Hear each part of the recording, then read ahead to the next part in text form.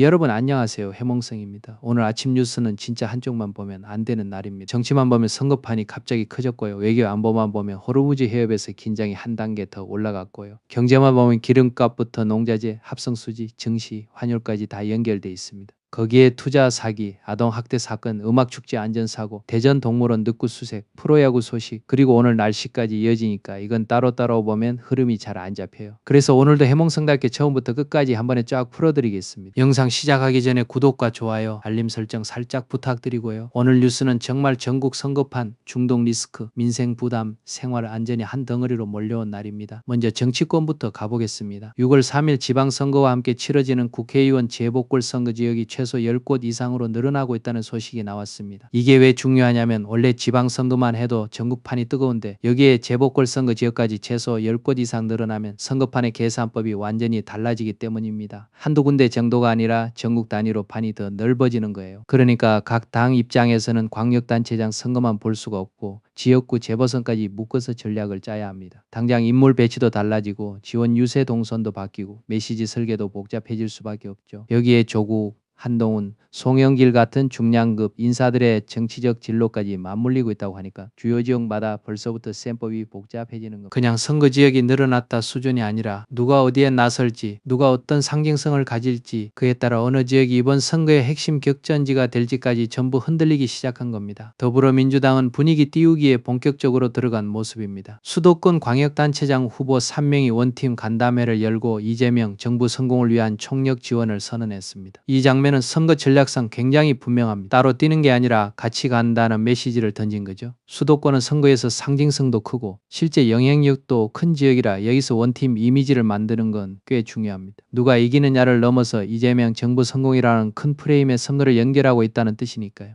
여기에 정청래 대표도 강원도에서 1박 2일 일정을 소화하면서 파란 바람이 분다고 강조했습니다. 강원도는 흔히 험지라고 불리는 곳 중 하나인데 뒷극 떠서 1박 2일 일정을 소화했다는 것 자체가 단순 방문이 아니라 의지를 보여주는 상징적인 움직임으로 읽힙니다. 파란 바람이 분다는 표현은 결국 험지 탈환 기대감을 끌어올리려는 메시지입니다. 수도권에선 원팀, 강원도에선 파란 바람, 당 전체가 기세를 모으는 장면으로 보이게 하려는 전략이 꽤 뚜렷합니다. 반면 국민의힘 쪽은 다른 의미로 시선이 몰리고 있습니다. 장동혁 대표가 5박 7일 일정으로 미국 방문길에 올랐습니다. 그리고 이번 6월 선거를 자유민주주의의 중대 기로라고 규정했습니다. 말 자체는 굉장히 강합니다. 선거를 단순한 지방선거가 아니라 체제와 가치의 갈림길로 해석한 거니까요. 그런데 문제는 시점입니다. 당 안팎에서는 선거를 앞둔 민감한 시점에 워싱턴행을 택한 것을 두고 회피성 출국 아니냐는 비판도 나오고 있습니다. 그러니까 당 대표가 미국에 가는 일정 자체보다 지금 왜 하필 이 시점이냐는 프러신이 붙는 거죠. 선거가 가까워지고 공천과 지역 전략, 당내 정리까지 예민한 타이밍인데 국내 현장을 떠나는 선택을 한 걸 두고 여러 해석이 나오는 겁니다. 한쪽에서는 외교적 일정과 같이 외교의 연장선으로 볼 수 있겠지만 다른 쪽에서는 선거를 앞두고 부담을 비껴가는 것처럼 보일 수도 있다는 거예요. 그래서 지금 국민의힘 쪽은 메시지는 강한데 그 메시지를 전달하는 방식과 타이밍을 둘러싼 평가가 엇갈리고 있습니다. 이제 시선을 중동으로 돌려보겠습니다. 오늘 뉴스에서 가장 날카로운 장면 중 하나가 바로 여기입니다. 트럼프 미국 대통령이 이란이 사실상 봉쇄하고 있는 호르무즈 해협을 두고 미군도 봉쇄 조치에 나설 것이라고 밝혔습니다. 이건 긴장을 한 단계 끌어올리는 표현입니다. 이미 불안한 해협에 미국까지 직접 봉쇄 조치를 언급했기 때문입니다. 그리고 미군은 오늘 밤부터 이란 항구를 출입하는 모든 해상교통에 대한 봉쇄를 시작한다고 공지했습니다. 여기서 중요한 건 말만 한 게 아니라 구체적인 시점까지 제시했다는 겁니다. 오늘 밤부터 그리고 이란 항구를 출입하는 모든 해상교통, 이렇게 범위까지 드러나면 국제사회가 체감하는 긴장도는 당연히 더 높아질 수밖에 없습니다. 이란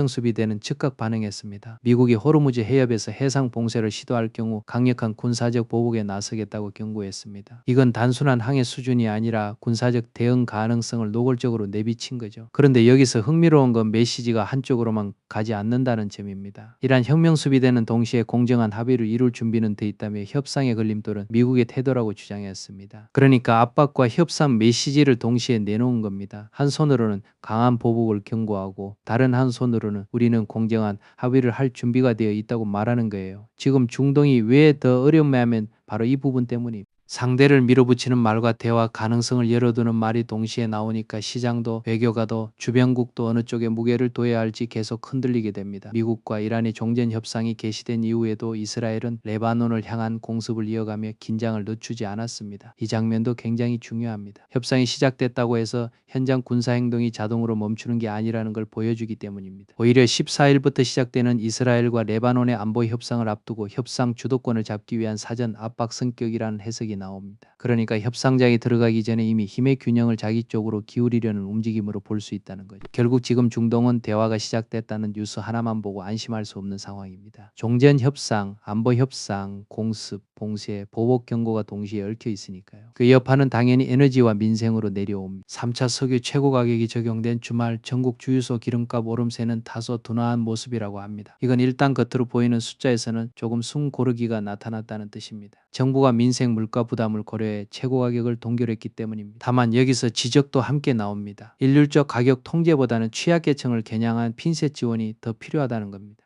이 말도 꽤 설득력이 있습니다. 전부 똑같이 묶는 방식은 단기적으로는 체감 안정 효과가 있을 수 있지만 정작 더 힘든 계층에 더 집중된 지원이 필요하지 않느냐는 문제 제기인 거죠. 결국 가격 동결만으로 끝낼 일이 아니라 누가 더 힘든지 어디에 더 직접적인 충격이 가고 있는지를 따져야 한다는 얘기입니다. 그리고 지금 생활 속으로 번지는 파장은 생각보다 훨씬 넓습니다. 이란 전쟁 여파로 나프타를 이용한 합성수지 제품의 품귀 현상이 나타나면서 산업 현장의 불안이 커지고 있습니다. 많은 분들이 여기서 합성수지라고 하면 좀 멀게 느낄 수 있는데 실제로는 생활 전반과 바로 연결됩니다. 한의원에서 널리 쓰이는 한약 포장재는 물론이고 농업용 필름 같은 농자재까지 공급 차질을 겪고 있습니다. 그러니까 이건 공장 안 문제에서 끝나는 게 아니라 병원, 농촌, 유통, 일상 전부에 영향을 주는 겁니다. 한약 포장재가 부족해진다는 건 의료 현장과 연결되고 농업용 필름이 흔들린다는 건 농사 일정과도 직결되죠. 산업 현장의 불안이 생활 전반으로 번진다는 표현이 딱 맞는 상황입니다. 비료 풍기와 농자재 값 급등도 이어지고 있습니다. 그래서 농민들의 시름이 갈수록 깊어지고 있다고 합니다. 이 표현이 절대 가볍지 않습니다. 일부 농가는 올해 농사를 제때 시작하지 못할 정도로 부담이 커졌다고 하니까요. 이건 단순히 비용이 조금 늘었다는 정도가 아닙니다. 아예 영농 일정 자체가 흔들릴 수 있다는 말이거든요. 영농 현장에서는 생산 기반 자체가 흔들릴 수 있다는 우려까지 나오고 있습니다. 농사라는 게 한번 시기를 놓치면 뒤에서 만회하기 굉장히 어려운 일인데 지금은 그 시작 전부터 부담이 커진 겁니다. 그래서 오늘 뉴스에서 농민 이야기는 정말 중요합니다. 도시에서는 기름값과 물가로 느끼고 농촌에서는 비료와 농자재로 느끼는 식으로 전쟁 여파가 다르게 내려오고 있다는 걸 보여주니까요. 경제 쪽으로 넘어가면 분위기가 또 조금 다릅니다. 전쟁 여파로 다른 나라보다 더 가파르게 하락했던 국내 증시는 휴전 기대감과 삼성전자 실적 호조에 힘입어 지난주 급등했습니다.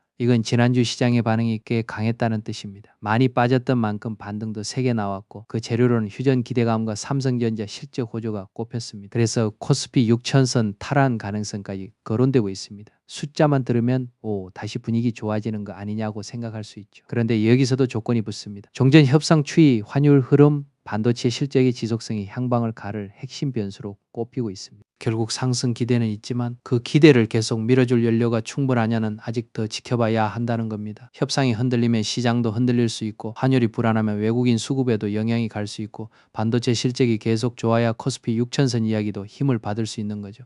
하지만 실물 경제는 훨씬 더 무겁게 돌아가고 있습니다. 이란 전쟁의 충격 속에 우리 경제는 성장세는 둔화하고 물가는 오르는 진퇴양난의 국면으로 빠져들고 있다고 합니다. 이건 정말 골치 아픈 상황입니다. 경기가 좋아서 물가가 오르는 것도 아니고 성장이 살아나면서 비용이 늘어나는 것도 아니라 성장세는 둔화하는데 물가는 오르는 그림이기 때문입니다. 구윤철 경제부총리는 공급망 충격 등 먹구름이 가득하다며 정부가 긴장의 끈을 놓지 않고 철저히 대응해 나가겠다고 밝혔습니다. 먹구름이 가득하다는 표현이 지금 상황을 꽤 잘 보여줍니다. 앞이 아주 선명하게 보이는 국면이 아니라 변수가 너무 많고 불안이 넓게 깔려 있다는 뜻이니까요. 그 와중에 정부는 2030년까지 에너지 자립과 마을 복지를 함께 해결하는 햇빛 소득 마을을 전국 2,500곳 이상 조성할 계획입니다. 이건 단기 대응 뉴스와는 결이 조금 다릅니다. 지금 당장 급한 불을 끄는 이야기라기보다 앞으로의 구조를 바꿔보겠다는 방향이죠. 에너지 자립과 마을 복지를 같이 풀겠다는 아이디어가 들어가 있습니다. 경기도도 이에 발맞춰 고령화와 소득 정체로 어려움을 겪는 어촌 지역에 이 모델을 적극 도입하기로 했습니다. 결국 이건 에너지 문제를 단순히 발전소와 육아로만 보지 않고 지역 공동체의 소득과 복지 문제까지 엮어서 풀어보겠다는 구상으로 볼 수 있습니다. 지금처럼 외부 충격이 반복될수록 자립 기반을 키우려는 시도가 더 주목받을 수밖에 없습니다. 사회면으로 넘어가겠습니다. 정부가 재작년 179명이 희생된 12.29 여객기 참사 현장을 2달 동안 전면 재수색하기로 했습니다. 이 소식은 무겁고도 조심스럽게 봐야 합니다. 참사 1년여가 지난 최근에도 희생자 유해와 유류품이 잇따라 발견되면서 늦었지만 더 철저한 수습과 확인 작업이 필요하다고 판단한 것으로 보입니다. 재수색을 2달 동안 전면적으로 한다는 건 단순한 상징적 조치가 아니라 실제로 다시 처음부터 꼼꼼히 보겠다는 뜻입니다. 시간이 지났다고 해서 끝난 게 아니라는 점, 그리고 지금이라도 놓친 부분을 확인해야 한다는 점이 함께 담겨 있습니다. YTN이 집중 보도한 로맨스 스캔과 봉사활동을 미끼로 한 코인 투자 사기에 이어 이번에는 고령층을 노린 또 다른 투자 사기 일당에 대해 경찰이 수사에 나섰습니다. 이 부분도 절대 가볍지 않습니다. 현재까지 파악된 피해 규모만 89억 원에 달하고 추가 피해자가 더 있을 가능성도 제기되고 있습니다. 그러니까 이미 확인된 규모도 큰데 이게 끝이 아닐 수 있다는 얘기입니다. 특히 로맨스 스캠, 봉사활동 미끼, 코인 투자, 그리고 이번엔 고령층까지 겨냥한 또 다른 투자 사기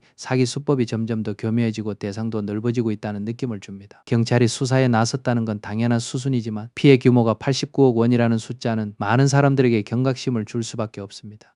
경기 양주에서는 머리를 다쳐 의식불명에 빠진 3살 아이 사건과 관련해 아버지가 구속됐습니다. 친부는 아동학대 혐의를 부인하는 것으로 전해졌지만 법원은 증거인멸과 도주 우려가 있다고 보고 구속영장을 발부했습니다. 이 사건은 들을수록 무겁습니다. 3살 아이, 머리 부상, 의식불명, 그리고 아버지 구속, 어느 하나도 가볍게 지나갈 수 없는 단어들입니다.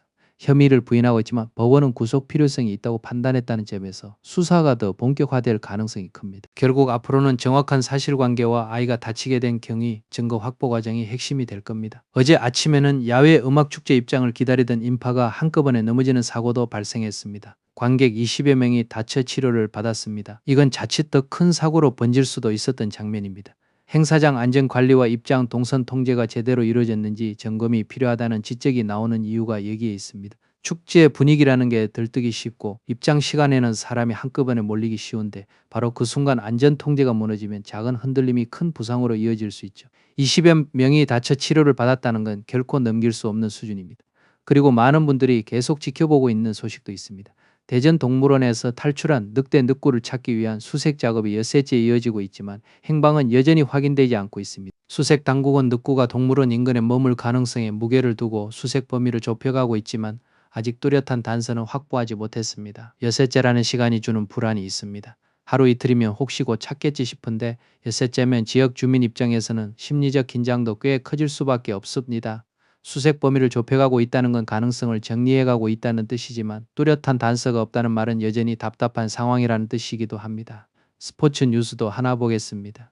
프로야구 키움이 돌아온 에이스 안우진의 강속구와 배동현의 눈부신 호투를 앞세워 연패에서 탈출했습니다. 키움 입장에서는 분위기 전환의 계기가 될 수 있는 승리죠. 특히 돌아온 에이스 안우진의 강속구라는 표현은 팀 전체 사기를 올려주는 상징성이 있습니다. 여기에 배동현의 호투까지 겹치면서 승리 내용도 더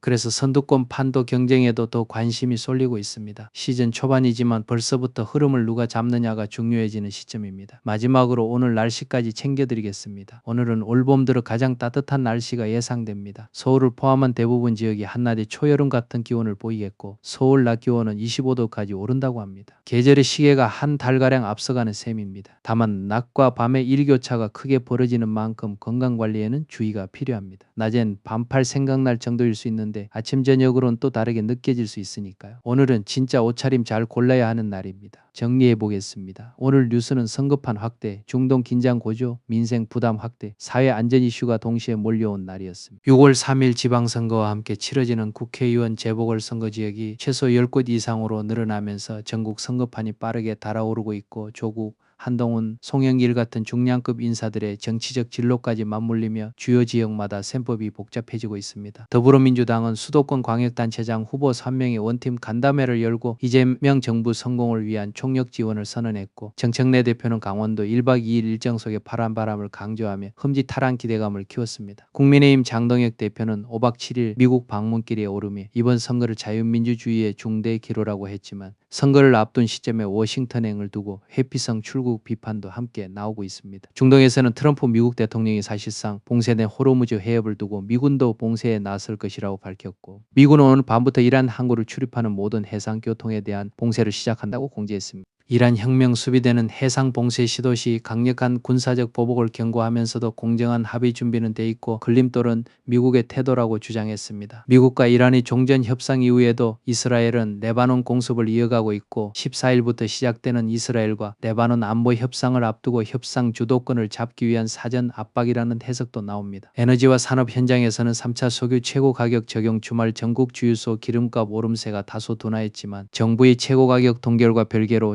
취약계층을 겨냥한 핀셋 지원이 더 필요하다는 지적이 이어졌습니다. 이란 전쟁 여파로 나프타를 이용한 합성수지 제품에 품귀가 생기면서 한약 포장재와 농업용 필름 등 생활과 밀접한 품목까지 공급 차질을 겪고 있습니다. 비료 품귀와 농자재값 급등도 이어져 일부 농가는 올해 농사를 제때 시작하지 못할 정도의 부담을 호소하고 있고, 영농 현장에서는 생산 기반 자체가 흔들릴 수 있다는 우려가 커지고 있습니다. 국내 증시는 다른 나라보다 더 가파르게 하락했던 이후 휴전 기대감과 삼성전자 실적 호조에 힘입어 지난주 급등했고, 코스피 6천선 탈환 가능성까지 거론되고 있습니다. 다만 종전 협상 추이와 환율 흐름, 반도체 실적의 지속성이 향방을 가를 핵심 변수입니다. 우리 경제 전체로 보면 성장세는 둔화하고 물가는 오르는 진퇴양난 국면으로 빠져들고 있고, 구윤철 경제부총리는 공급망 충격 등 먹구름이 가득하다며 철저 대응을 강조했습니다. 한편 정부는 2030년까지 에너지 자립과 마을 복지를 함께 해결하는 햇빛소득 마을을 전국 2,500곳 이상 조성할 계획이며, 경기도도 고령화와 소득 정체로 어려움을 겪는 어촌 지역에 적극 도입하기로 했습니다. 사회면에서는 재작년 179명이 희생된 12.29 여객기 참사 현장을 2달 동안 전면 재수색하기로 했고, 최근에도 희생자 유해와 유류품이 발견되면서 더 철저한 수습과 확인 작업 필요성이 반영된 것으로 보입니다. YTN이 집중 보도한 로맨스 스캠과 봉사활동을 미끼로 한 코인 투자 사기에 이어 이번엔 고령층을 노린 또 다른 투자 사기 일당에 대해 경찰이 수사에 나섰고, 현재까지 파악된 피해 규모만 89억 원입니다. 경기 양주 3살 아이 의식불명 사건과 관련해 아버지가 구속됐고, 법원은 증거인멸과 도주 우려를 이유로 영장을 발부했습니다. 야외 음악 축제 입장을 기다리던 인파가 한꺼번에 넘어지는 사고로 관객 20여 명이 다쳐 치료를 받았고, 행사장 안전관리와 동선 통제 문제도 점검 대상이 됐습니다. 대전 동물원에서 탈출한 늑대 늑구는 엿새째 포획되지 않았고, 수색 범위는 좁혀지고 있지만 뚜렷한 단서는 아직 없습니다. 스포츠에선 키움이 안우진의 강속구와 배동현의 호투를 앞세워 연패에서 벗어났고, LG는 7연승으로 선두권 경쟁에 더 큰 관심을 모으고 있습니다. 날씨는 올봄 들어 가장 따뜻하고 서울 낮 25도까지 오르며 초여름 같은 기온이 예상되지만 일교차가 크니 건강 관리가 필요합니다. 한마디로 오늘은 선거는 더 뜨거워지고, 중동은 더 날카로워지고, 산업과 농촌은 더 버거워지고, 사회는 안전과 수사 이슈가 겹친 하루였습니다. 겉으론 분야가 다 달라 보여도 결국 전부 불안과 대응, 그리고 버티기의 문제로 이어지는 날이었다고 볼 수 있습니다. 여기까지 해몽성이었습니다. 오늘 정리 도움 되셨다면 구독과 좋아요, 알림 설정 부탁드리고요. 다음 영상에서도 복잡한 뉴스 흐름을 한 번에 이해되게,